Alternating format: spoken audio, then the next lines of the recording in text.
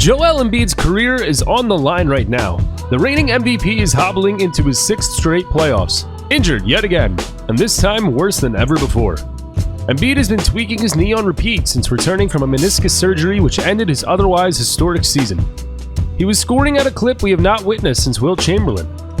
Well, we technically didn't witness Wilt Chamberlain, only 8% of his career exists on film. Anyway, it's safe to say Joel Embiid utilized the foundation of greats from Wilt to Dream to Bean and KD, alongside modern training with Drew Hanlon and the Sixers organization to become one of the best centers and players in NBA history.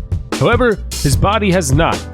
It seems like the more skilled he becomes, the worse his body gets. It reminds me of Ben Simmons' off-season training videos. The more of those he released, the worse his confidence level got, until the Trae Young fiasco all but ended his chance at becoming an NBA star. Now Joel is showing his Mamba mentality by playing through the aggravated knee, while every basketball fan is holding their breath every time he moves on the floor. Before I go any further, I'd like to thank the sponsor of today's video. Just kidding, late April Fools for you. Joel is battling through injury for his family and the city of Philadelphia, but the Sixer organization is not quite battling for him. The Sixers made several trades at the deadline after Embiid got hurt. This gave Joel only a few final regular season games and practices to attempt to build the chemistry with his new teammates.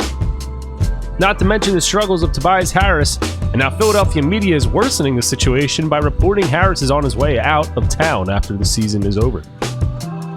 Joel and Maxey were expected to carry the entire roster off a knee surgery. With fresh faces on the roster and a reconstructed kneecap, Joel is expected to pull a 2018 LeBron. At least that's how Game 1 went.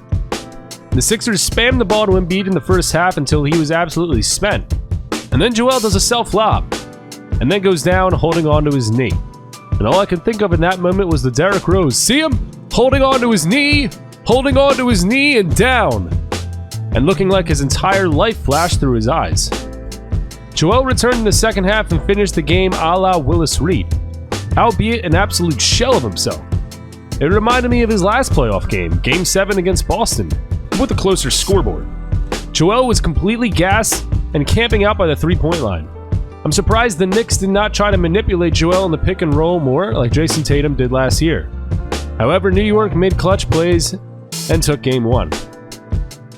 One thing Joel has done that has frustrated me is, in the regular season, he shoots so many elbow jumpers, like it's his go-to shot. Then in the playoffs, he tries to become prime Shaq while on one leg. Goes for these crazy inside shots and wears himself out by the middle of the second quarter. And I guess you have to credit the defense as well, but it seems like Joel is just not getting to that range like he did in the regular season. Mitchell Robinson is definitely forcing him out of his comfort zone. This raises my concern because at this point Joel has struggled in every playoffs he's been in. He's not dropping 45-point games and losing. He's scoring in the low 20s and having bad body language in the process. And he's hurt, but this just keeps happening every year. So many injuries that you begin to wonder if this is even worth it anymore. Like, what about the rest of your life after basketball? It stinks because you see him improve leaps and bounds every season. While many non-Sixer fans don't like to watch Embiid because of his foul baiting, he makes up for it with ridiculous highlight plays. He's absolutely becoming one of the biggest what-ifs in NBA history. But at the end of the day, you still have to credit what he became. After 2 years of being forgotten, he came into the league and impacted it in a way we did not see till Wembanyama. He became an MVP and one of the best minute-for-minute scorers in basketball history.